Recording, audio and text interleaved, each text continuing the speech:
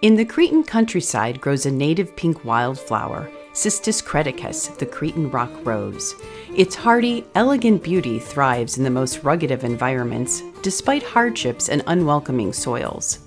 The Cretan rock rose is a fitting symbol for the women of the Pan-Cretan Association. Following in the footsteps of their ancestors, Cretan women persevered in all aspects of life. They continue to serve their communities, preserving their Cretan heritage, values, and overall Greek ideals. I remember my mother telling me when I was very young that Cretan women are some of the most powerful women I would ever meet, and she was so right.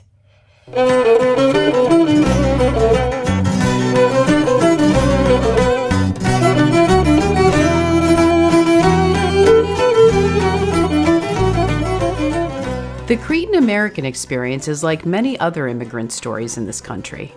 Large-scale migration accelerated between 1890 to 1920 as Greeks searched for a better life, working as hired labor for the railroads and mines, helping to build America. In the early 1910s and 1920s, Cretan fraternities began forming around the country. Each of these clubs was working independently, but with similar goals of offering a sense of community, comfort, and support.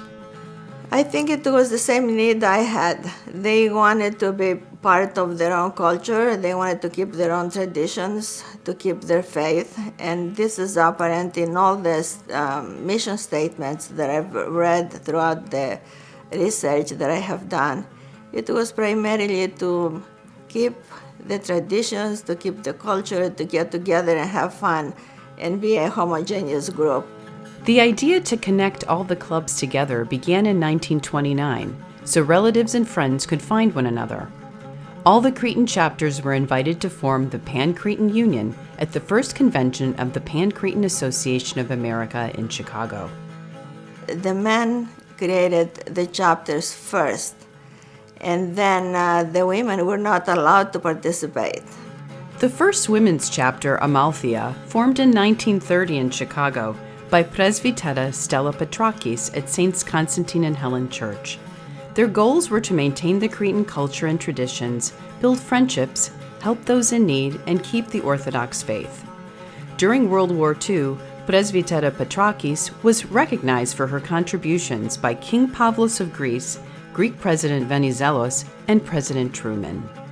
Those same values, to promote religious and ethnic consciousness, germinated within the Cretan communities around the country, and other women's chapters began to grow and blossom.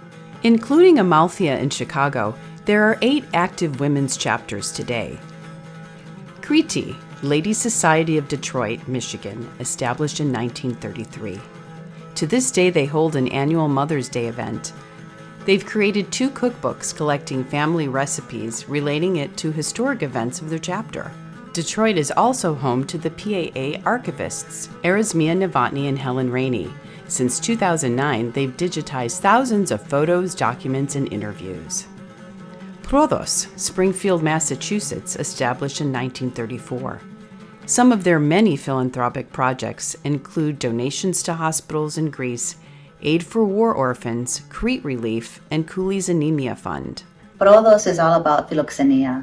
And that really is about embracing our community, welcoming our community.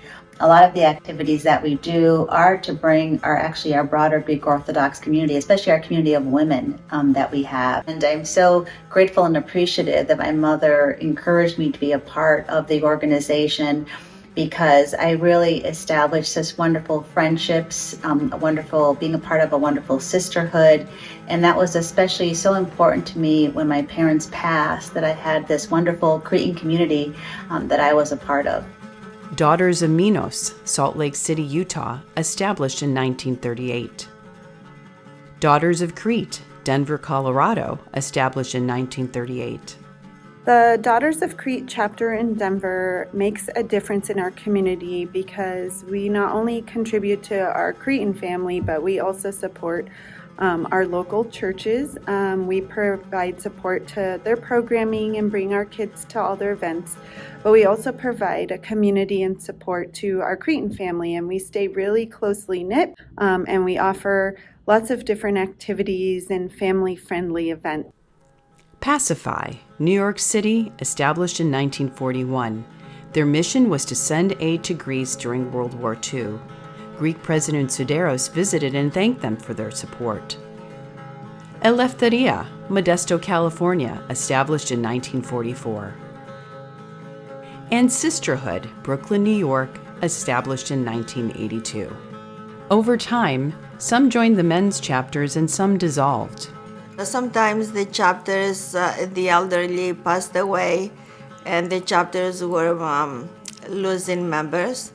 So instead of having two separate chapters that were very weak, they joined to have one major chapter. And I think primarily that was the reason. Mount Ethi, established in 1935, merged with Cretan Association of Akron. Crete, established in 1935, merged with George Veru Cretan Club.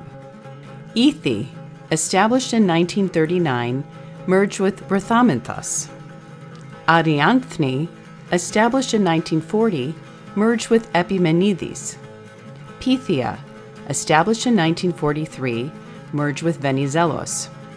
Malama, established in 1945, merged with Arcadi Malama. Arianthni, established in 1952, merged with Knossos. And Akrotiri, established in 1966, merged with Valanis. Primarily, I think we follow suit from whatever happens in society over the years.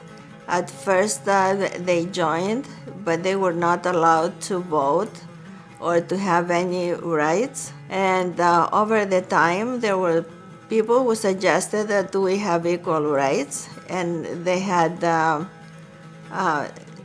agreed to it.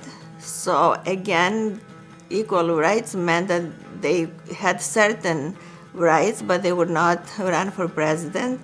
They would not run for vice president, and they could not be a general secretary.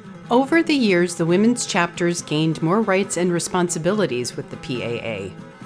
At the 1936 Fifth Convention, women's chapters would now be recognized, and by the Seventh Convention, women's chapters were accepted in the PAA. In 1946, the first woman was elected to the executive board, and by 1950, the first woman served as general supervisor. In 1984, the lady supervisor became a permanent member of the executive board. This title changed in 1988 to women's executive director. In 1994, women's executive directors were now given lifetime votes at PAA conventions. And in 2011, 2 pages of Cretan magazine were made available in each issue for the women's executive director, devoted entirely to women's chapters and issues. It was also decided women would have their own tribune night at each PAA convention. But over the years, I think we came a long way. Now we have a lot of women who serve in the executive board, and now we even have a woman who is running for president. So I think this is awesome.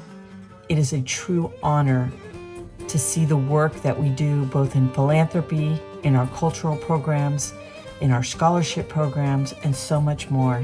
It's an incredible achievement to see so many women taking leadership roles and really pushing themselves to be at the forefront of the Pan-Cretan Association of America. We honor and celebrate the strong and vibrant roles Cretan women have played in our communities for generations, our Cretan Rock Roses.